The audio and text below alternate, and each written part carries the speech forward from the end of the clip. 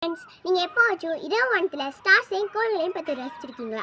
நம்மளோட யூனிவர்ஸ் எப்போ ஒன்று ஆனிச்சுன்னு உங்களுக்கு தெரியுமா? நம்மளோட யூனிவர்ஸ் 13.8 பில்லியன் கோடி வருடங்களுக்கு முன்னாடி பிக் பேங் அப்படிங்கிற பெருவெடிப்புக்கு அப்புறம் தான் உங்களுக்கு உருவாகிருக்கு. இப்போ வரைக்கும் நம்மளோட யூனிவர்ஸ் விரிவடைஞ்சுக்கிட்டே இருக்குது, எக்ஸ்பேண்ட் ஆகிக்கிட்டே இருக்குது. சரி, நம்ம யூனிவர்ஸில் என்ன இருக்குது?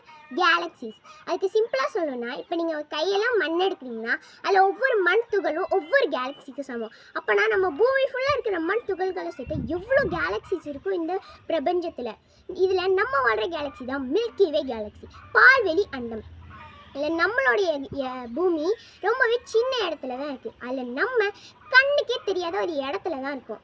இந்த யூனிவர்ஸ்க்கு முன்னாடி நம்ம எதுவுமே இல்லை. ஆனால் நான் தான் பெரிய ஆளு, நீ தான் பெரிய ஆளுங்கிற போட்டி பொறாமையோடு இருக்கோம். வாழ தகுதியான பூமியை வாழ தகுதியற்ற பூமியை மாற்றிடாதீங்க. ஃப்யூச்சர் ஜென்ரேஷனுக்கு இந்த பூமியை நல்லபடியாக கொடுத்துட்டு போங்க. Thank you friends. என்னோட சேனலை சப்ஸ்கிரைப் பண்ணிடுங்க.